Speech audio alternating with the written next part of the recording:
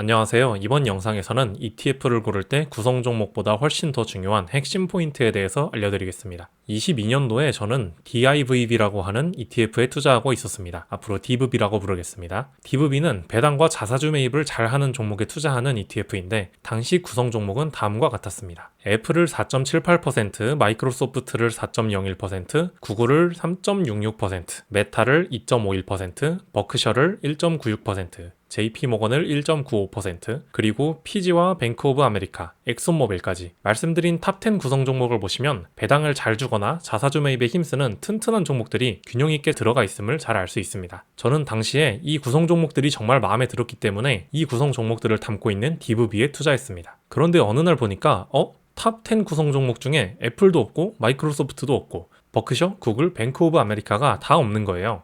대신 브로드컴, 시스코, 퀄컴, IBM 같은 종목들이 그 자리를 차지하고 있었죠. 제가 이 종목을 투자했던 이유가 다 사라진 거예요. 그래서 저는 전량 매도했습니다. 알고 보니까 DVB가 추종하는 지수인 모닝스타 US 디비던드 앤 바이백 지수는 1년에 한 번씩 종목 재구성을 진행하고 그 때문에 DVB의 구성 종목이 바뀐 거였어요. 저는 이 일을 통해서 패시브 ETF는 종목 선정 기준에 따라 구성 종목과 비율이 얼마든지 변경될 수 있음을 배웠습니다. 우리가 ETF를 산다는 것은 결국 이 종목 선정 기준을 산다는 것과 같은 말이에요. 초보자들에게 ETF를 설명할 때 많은 분들이 ETF를 다양한 종목을 담은 바구니다, 종합 선물 세트다 하는 비유를 자주 하시는데 사실 이 바구니에 담긴 종목들 그 자체보다는 이 바구니가 어떤 종목들을 골라 담는 바구니인지에 대한 규칙이 그 바구니를 규정하는 것이고 우리가 가장 집중해야 할 포인트인 겁니다. 종목 선정 기준에 따라 ETF의 구성 종목과 구성 비율이 변경된다는 것은 그 ETF가 목적하는 바에 맞게 매년 ETF를 다시 손봐주는 것이기 때문에 내가 좋아하는 종목이 빠졌더라도 이 ETF는 더 건강해지고 있다는 거예요. 과거에 제가 구성 종목이 아닌 종목 선정을 더 중요시했더라면 DVB로 훨씬 좋은 성과를 냈을 겁니다. 이 부분이 바로 제가 매도를 했던 종목이 변경됐던 시점이고 보시다시피 DVB는 그때 변경된 구성 종목으로 훨씬 좋은 성과를 훌륭하게 내고 있습니다. ETF가 목적을 이루기 위해서 어떤 종목 선정 기준을 정할 것인지는 매우 중요합니다. 예시로 DGRO와 DGRW는 배당 성장에 중점을 두겠다는 같은 목표를 가지고 있지만 서로 다른 종목 선정 기준으로 작동했기 때문에 최근 5년의 성과를 비교하면 20%포인트 정도의 큰 차이가 발생했습니다. 이 둘은 티커명이 비슷하지만 DGRO는 블랙락의 iShares에서 운용하고 모닝스타 US 디비던드 인덱스를 추종하지만 DGRW는 위즈덤 트리 US 퀄리티 디비던드 그로스 인덱스를 추종합니다. DGRW 쪽이 IT 섹터를 더 담고 있었기 때문에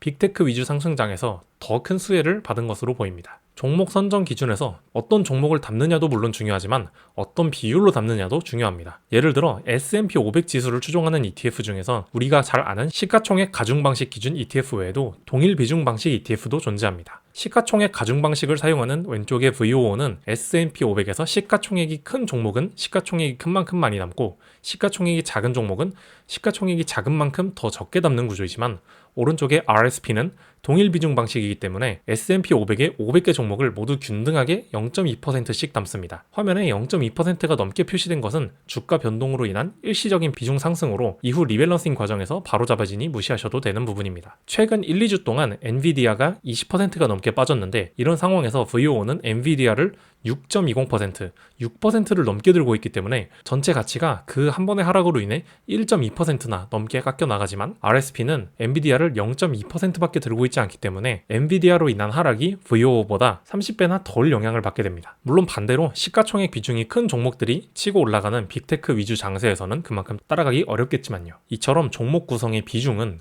성과에 큰 영향을 끼치니 본인의 시장 전망과 전략에 맞게 잘 알아보고 ETF를 선정하는 것이 좋습니다. 다음으로 종목 선정 기준이 실제로 어떻게 동작하는지 예시로 한국인들이 좋아하는 배당 성장 ETF인 SCHD의 종목 선정 기준에 대해서 설명해 보겠습니다. 규칙에 따라 자동으로 움직이는 이런 SCHD 같은 ETF를 패시브 ETF라고 부르고 그 규칙을 바로 벤치마크 지수라고 합니다. SCHD가 추종하는 지수는 다우존스 US 디비던드 100 지수입니다. 이 같은 지수를 추종하는 한국 ETF들도 있죠. 삼성자산운용, 미래에셋자산운용 등에서 출시한 다음과 같은 ETF들입니다. 이들은 모두 같은 지수를 추종하는 ETF들입니다. 다우존스 US 디비던드 100 지수의 작동 방식은 다음과 같습니다. 먼저 어떤 종목들 중에서 종목을 선정할 건지에 대한 투자 유니버스를 설정합니다. 먼저 전체 미국 상장 종목 중에서 리츠 종목을 제외하고요. 유동 시가총액 5억 달러 이상인 충분한 규모를 가진 종목, 3개월 일평균 거래대금이 200만 달러 이상인 충분한 유동성을 가진 종목, 최소 10년 연속 배당금을 지급한 꾸준한 배당을 주는 종목을 선정합니다. 위 네 조건을 만족한 종목 중에서 배당 수익률이 상위 50%인 종목만 잘라서 투자 유니버스로 설정합니다. 두 번째로 종목을 선정할 때는 위에서 설정한 투자 유니버스 내에서 부채 대비 현금 흐름, 자본 수익률, 배당 수익률, 그리고 최근 5년 배당 성장률의 4가지 펀더멘털 지표로 각각 점수를 매겨서 점수로 종합순위 100등까지의 종목들을 선정합니다. 이렇게 최종 선정된 종목들은 개별 종목이 전체의 4%를 넘어가지 않게,